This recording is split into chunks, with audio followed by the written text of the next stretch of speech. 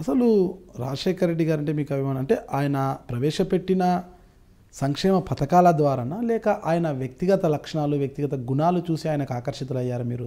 డిఫరెంట్గా నేను చెప్తున్నాను కదా, ఎవరు ఆయన దగ్గరికి అవసరార్థమై వచ్చి బాధల్లో నేను ఇబ్బందులు ఉన్నానంటే తను ఎవరు ఎందుకు వచ్చాడో ఏంటి ఇతను నాకు పని చేసాడా లేనేది కూడా చూడకుండా నన్ను సహాయం అర్థించి వచ్చాడు. నేను ఒక మాట చెప్తేనో ఒక లెటర్ ఇస్తేనో నేను ఒక ఫోన్ చేస్తేనో అతని కష్టం తీరుతుంది కదా, నా పని ఒక్క నిమిషంలో నేను శ్రమిస్తే అతని జీవితం సెటిల్ అవుతుంది కదా అని ఆలోచన చేసి ఇచ్చేవాడు.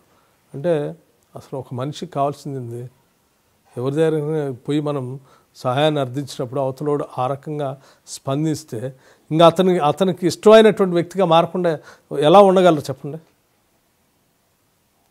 సో అది రాజశేఖర రెడ్డి గారిలో ఉన్నటువంటి ప్రత్యేక లక్షణం. ఆయన ప్రేమించేవాడు, రక్షించేవాడు, ప్రజల కోసం ప్రణాళిక తయారు చేసేవాడు, దాన్ని అమలు చేసేవాడు.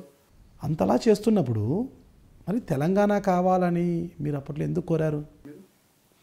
తెలంగాణ ప్రజల యొక్క ప్రత్యేక కోరికలు డిఫరెంట్ కోరికలు.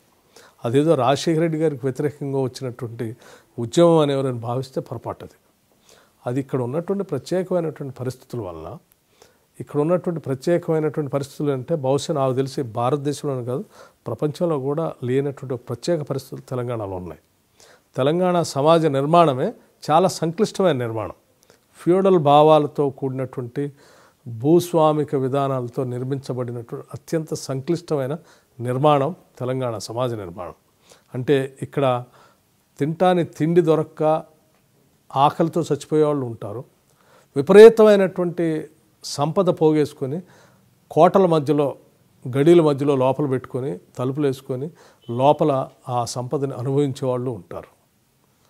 సో రెండు రకాల భయంకరమైన వ్యత్యాసం చాలా ఎక్కువగా ఉంటుంది. అట్లాగే ఒక మానవుడిని మానవుడిలాగా చూడనటువంటి ఒక విచిత్రమైనటువంటి విష సంస్కృతి కూడా ఇక్కడ ఉంటుంది. అంటే బాంచన్ దొర అనేటువంటి ఒక దొర సంస్కృతి ఉంటుంది, బానిసలాగా చూసేటువంటి విష సంస్కృతి ఉంటుంది. అట్లాగే ఎదురిచ్చి బతకలేమనేటువంటి భావంతో నిత్యం భయపడుతూ బతికినటువంటి సమాజం కూడా ఉంది.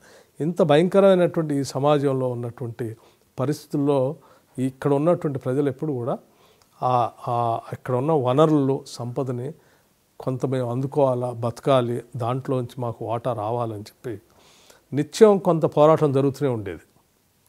అది స్వాతంత్రం రాకముందు జరిగింది.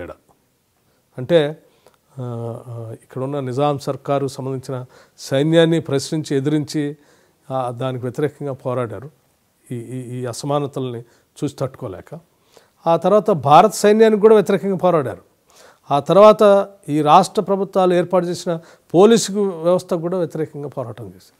అంటే ఈ అసమానతల్లోంచి అసహనం పెరిగి ఆ అసహనంలోంచి తనను తను రక్షించుకోవడం కోసం ప్రశ్నించేటువంటి మనస్తత్వంలో వచ్చేటువంటి ఒక సమాజం, ఒక ప్రత్యేకమైన సమాజం తెలంగాణ సమాజం.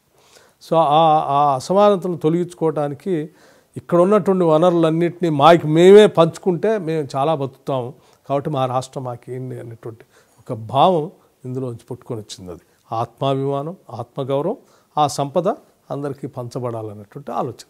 అంటే ఏమీ లేకుండా ఏమీ చూడకుండా ప్రతి పేదవాడికి అమలయ్యేలా సంక్షేమ పథకాలు ప్రవేశపెట్టారని చెప్తున్నారు.